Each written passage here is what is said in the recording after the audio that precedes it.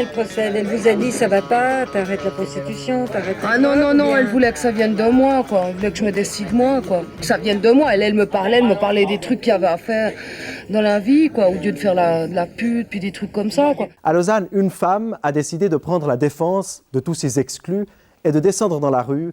Cette femme étonnante, on la surnomme à Lausanne la petite mère des honnards. Ouais, j'étais avec mes affaires, toutes mes valises à Saint-Laurent. C'est là que j'ai connu Mère Sophia. Et quel était votre problème à l'époque? Je veux dire, à part le manque de logement. Oh ben, beaucoup de problèmes, les problèmes quotidiens qui se passent naturellement, problèmes d'argent, problèmes de travail, problèmes de toxicomanie, problèmes de plein de choses, quoi. Comme ça.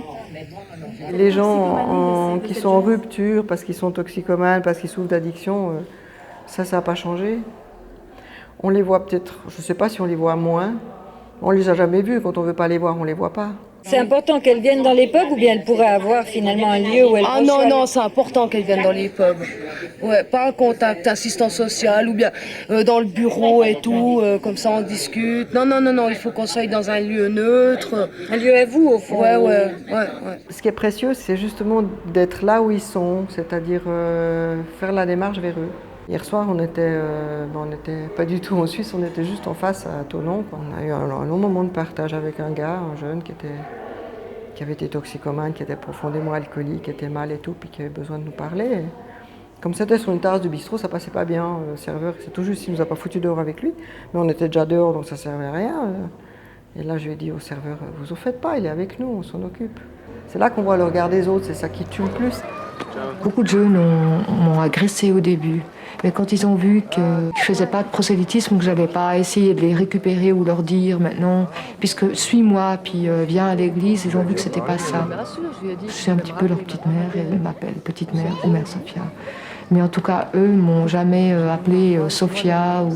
Ils ont toujours eu ce respect. Je déteste faire du prosélytisme, donc je ne vais jamais en faire avec les personnes que je rencontre.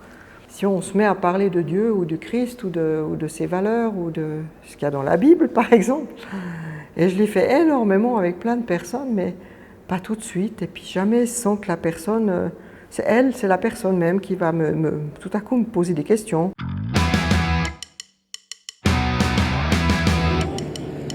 Moi, j'ai mis quand même 3 ans à me faire admettre dans la rue.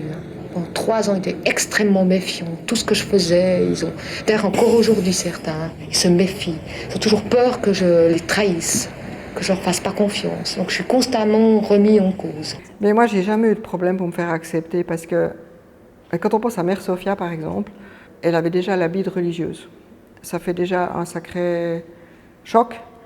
Et je me souviens toujours de la première fois que je suis allée, à l'époque, c'était sur les escaliers de Saint-Laurent à Lausanne.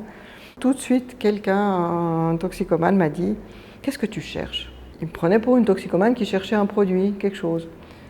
Puis je dis « Mais je vous cherche, vous ?»« Ah bon ? Moi, je suis pasteur. » Et puis « Ah, t'es pasteur ?» Je dis « Oui, oui. » Ah, mais ça se voit pas. En même temps, j'étais quand même une femme qui n'était pas une gamine, j'étais une femme qui avait vécu beaucoup de choses, beaucoup de malheurs. Et puis je comprenais de l'intérieur, je comprenais tout à fait ce qu'ils pouvaient vivre, parce que j'avais aussi passé par là, sans avoir passé par des addictions, mais j'avais passé par bien des malheurs.